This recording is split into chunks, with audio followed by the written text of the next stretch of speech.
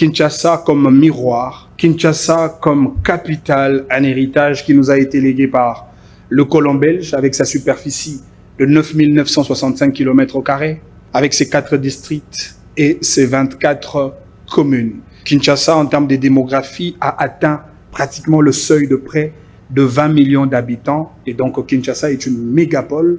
Du point de vue de la population, Kinshasa est plus grand que le Congo-Brazzaville, le Gabon, le Rwanda, l'Ouganda, le Burundi. On peut se servir de ces leviers de la population de Kinshasa pour booster l'économie de notre pays. Mais malheureusement, Kinshasa, qui autrefois a été considéré comme Kinshasa la belle, est devenu Kinshasa la poubelle. Kinshasa devient insupportable, invivable. Kinshasa ressemble à un monstre qu'on ne peut pas regarder. J'ai fait quand même le tour de quelques pays en Afrique, en Europe, en Asie, et vous allez vous rendre compte qu'à chaque fois qu'on quitte Kinshasa, c'est alors qu'on se rend compte de la gravité des problèmes qui rongent la ville-province de Kinshasa. Le problème de transport, le problème de salubrité, le problème de la sécurité, le problème des infrastructures routières. On a tellement beaucoup de problèmes simplement parce que les dirigeants de Kinshasa n'arrivent pas à mettre en exergue une véritable vision de développement au bénéfice de Kinshasa. Kinshasa devient un centre de paradoxe, une ville de controverse. Comment pouvez-vous imaginer, dans une ville où il y a pratiquement 17 rivières, ou même plus, Maya Pembe, Maya Njili, Maya Chwenge, Maya Kalamu, etc. Mais le paradoxe, c'est que la population de Kinshasa n'a pas d'eau.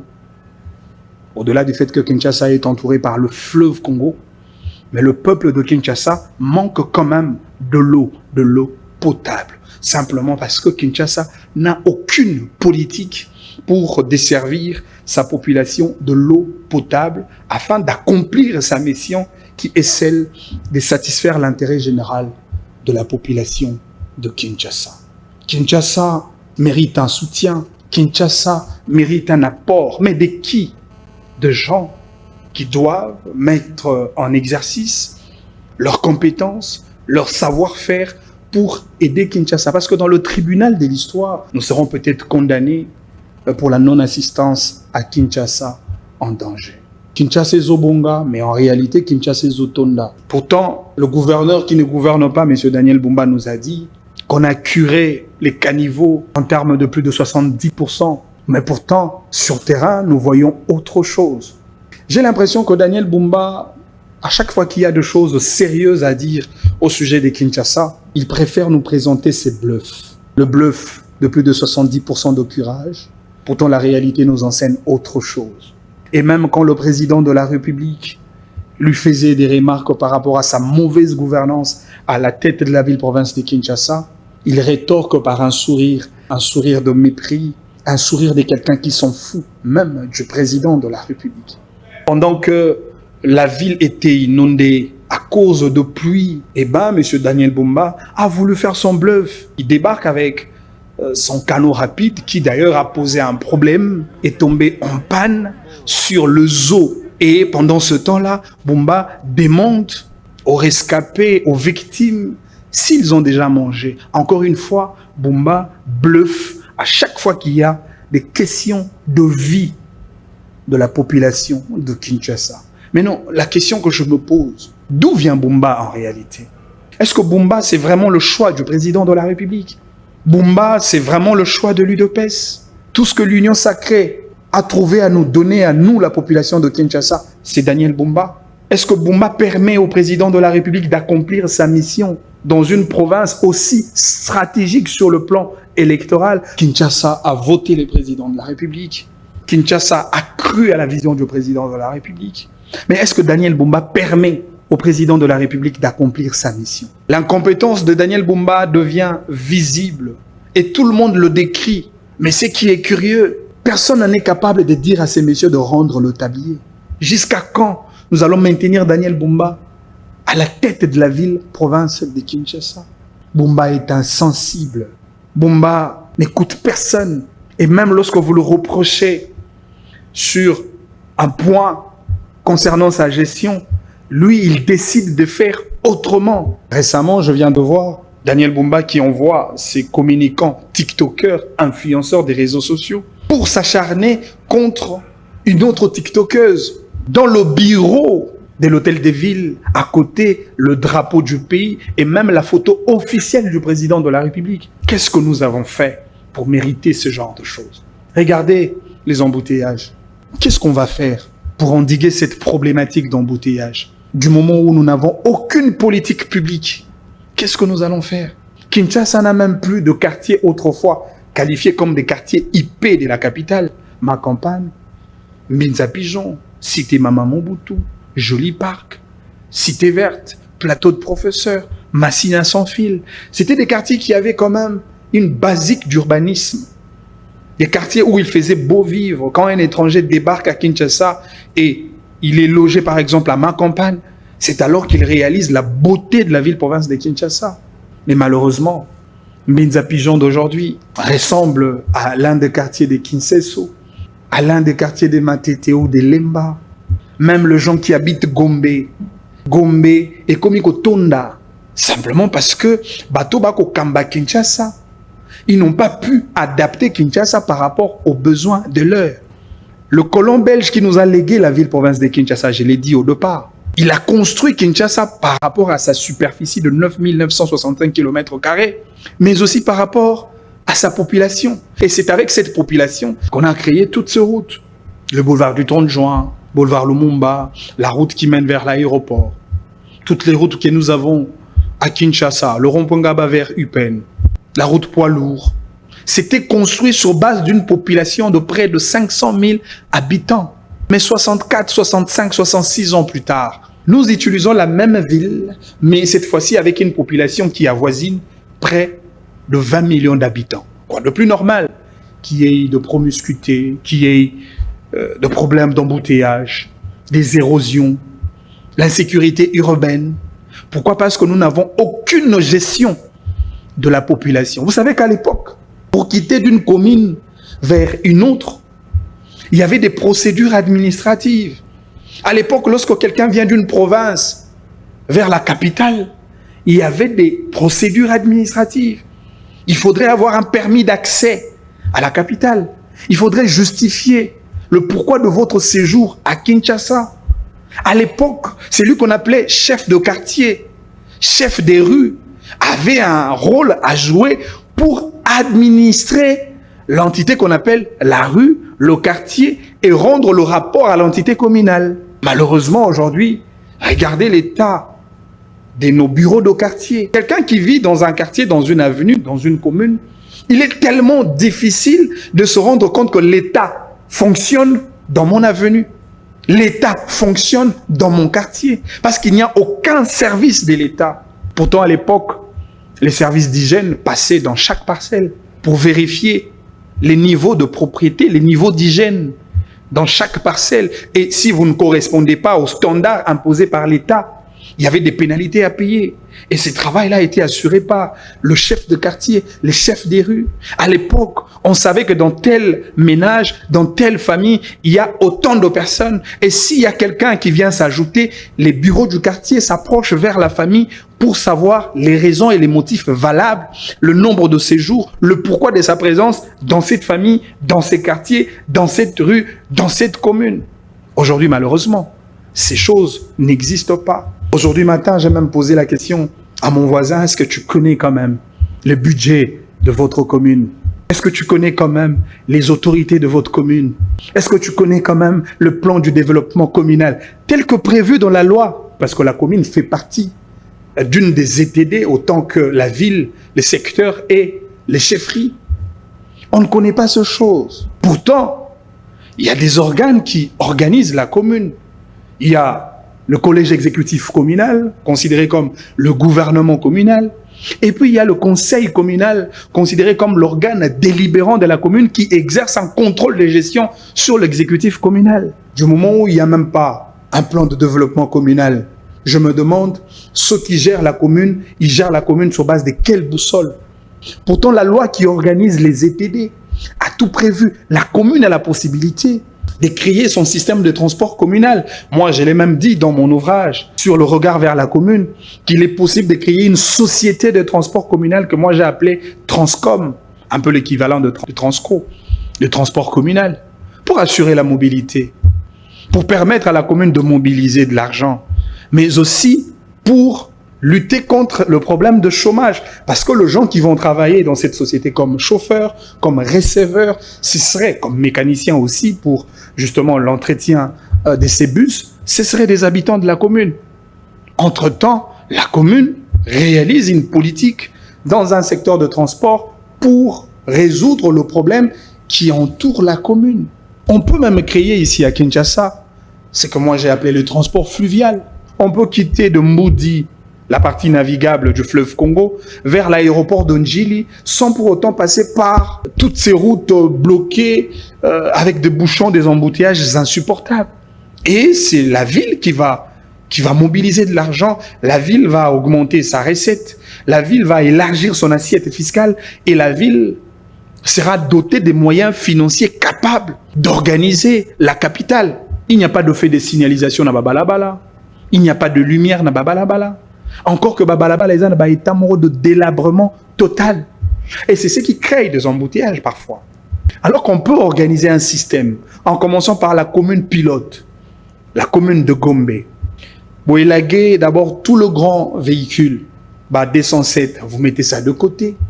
Et le seul taxi qui peut rouler au centre-ville de la Gombe, à la limite, vous dites taxi jaune, véhicule personnel. Alors vous créez un système de péage urbain, avec une possibilité de payer une taxe d'accès en termes de $2 le jour. C'est-à-dire que le véhicule n'y a pas quota na Gombe. Et c'est qu'il faut à $2 le jour. Et mbongo wana et qu'on permettre na ville à parer na ba problème mon souci zali ko déranger ville notamment dans le secteur il y a transport. Vous imaginez ceux qui na ville ya Gombe na mokolo moko 50 000 véhicules et quoti.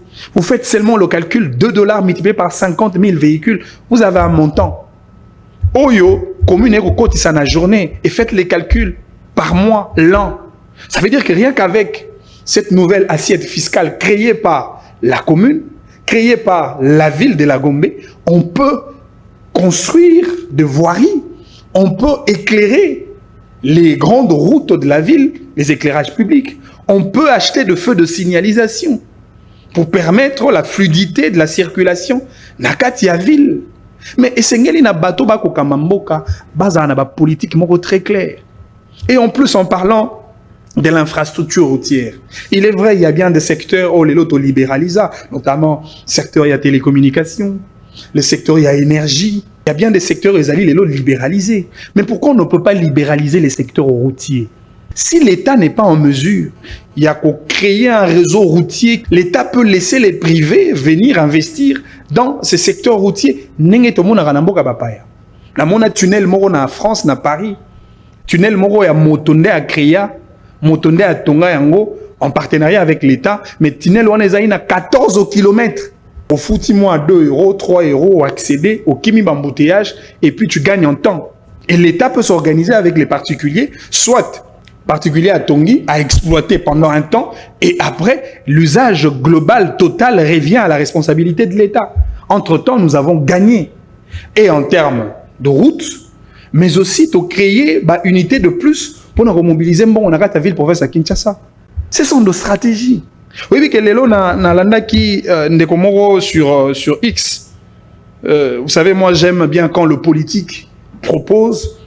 Et j'ai vu une très bonne proposition venant d'un acteur politique au nom de Andy Bemba qui dit sur son X: tant que nous ne mettrons pas en place un véritable système de transport urbain moderne, comme les tramways, les embouteillages resteront une fatalité à Kinshasa.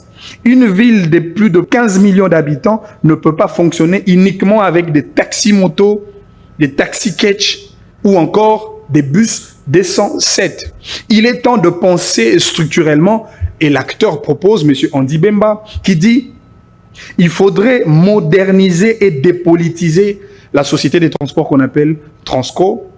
En deuxième lieu, il faudrait qu'on mette en place l'acquisition de tramways, la construction de rails au milieu de grandes artères, notamment là où se trouve déjà le saut de mouton, La mise en place, pour commencer, des 3 lignes. Première ligne, gare centrale Kitambo. Deuxième ligne, gare centrale Pont-Matete, aéroport. Troisième ligne, boulevard 24 novembre, triomphal Sendwe, Lumumba.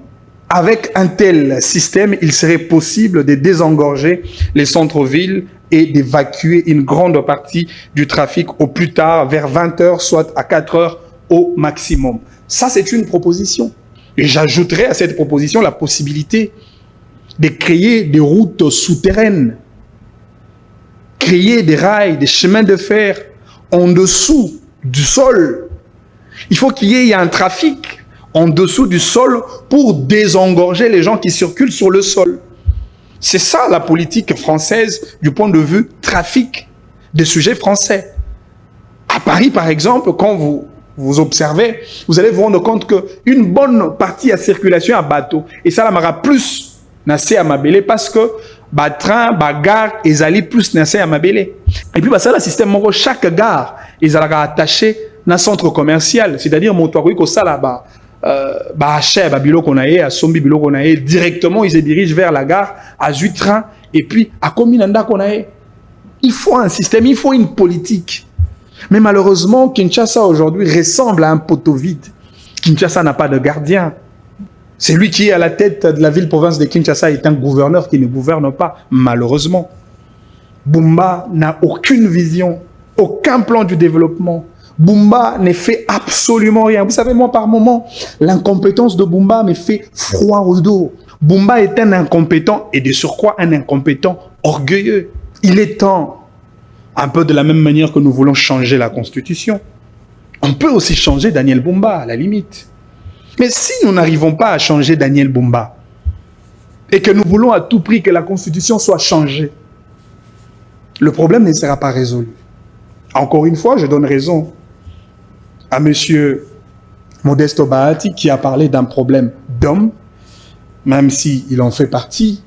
Effectivement, il y a un problème d'homme. Une fois la Constitution sera modifiée, la Constitution sera changée, c'est lui qui va exécuter les dispositifs constitutionnels, ça sera toujours l'homme. Et à la tête de la ville-province de Kinshasa, nous avons besoin d'un homme qui a un esprit managérial, une capacité de pouvoir transformer les choses, une capacité de pouvoir doter à la ville-province de Kinshasa des infrastructures dignes de nom. Parce que Kinshasa mobilise de l'argent. Bon, il y a vignette, contrôle technique. Bon, il y a permis de conduire. Bon, il y a nini. D'abord, il faudrait dire à la population de Kinshasa si vous avez déjà mobilisé combien. Et cet argent va faire quoi pour la ville-province de Kinshasa?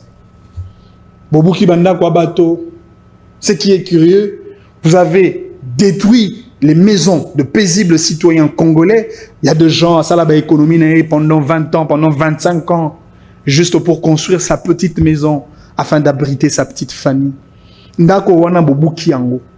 Et Bobuki Banda Kwabato pour ne rien faire. Allez à Kitambo magasin, ils ont détruit des maisons, des gros immeubles. Mais jusque-là, il n'y a pas de route. Vous avez détruit des maisons de gens pour ne rien construire. Regardez aujourd'hui, tous les travaux des routes sont en suspens. Yango bino misala ngo ya ville, bosala ngo na ba mongo nyongo to ya nini. Yango mbongo botongela ka banzela nani nda defisa ka bino. Comment vous pouvez commencer à détruire alors que vous n'avez pas le moyen financier disponible pour exécuter ces ouvrages? On m'apprend que maintenant, il y a un système, ces entreprises qui ont gagné de marché auprès de l'État, ko exécuter les débuts de travaux, soit avec 15% d'exécution, soit 30% d'exécution dans le montant global, et qu'après, l'État va venir avec les financements pour continuer les travaux. Mais si l'État n'intervient pas, les travaux seront bloqués. Pourtant, il est des principes avant d'engager le chantier pour la construction d'une route, d'un ouvrage public, il faut que tout le moyen soit disponible. Mais généralement, dans tous les ouvrages que nous voyons là, les routes, etc., il n'y a même pas de pancarte qui détermine le maître d'ouvrage, le coût, le financement de l'ouvrage. la durée d'exécution de cet ouvrage. Pour des petits tronçons, on peut faire 2 mois, 3 mois. Comme ça, la route est restée en chantier. Et personne n'en parle, personne ne s'occupe de cela. Pourtant, ça bloque l'accessibilité, ça bloque la mobilité des paisibles citoyens chinois. Alors si vous n'êtes pas en mesure de construire, alors arrêtez de détruire les maisons de Congolais. Et donc aujourd'hui, il faudrait penser et repenser et surtout mettre quelqu'un qu'il faut à la tête de la ville-province de Kinshasa. Daniel Bumba appartient au passé. De la même manière que nous voulons changer la Constitution, s'il vous plaît, je vous en supplie, aidez-nous à changer Daniel Bumba à la tête de la ville-province de Kinshasa. Si nous disons ces choses avec courage, abnégation, détermination, nous le disons simplement pour Namboka.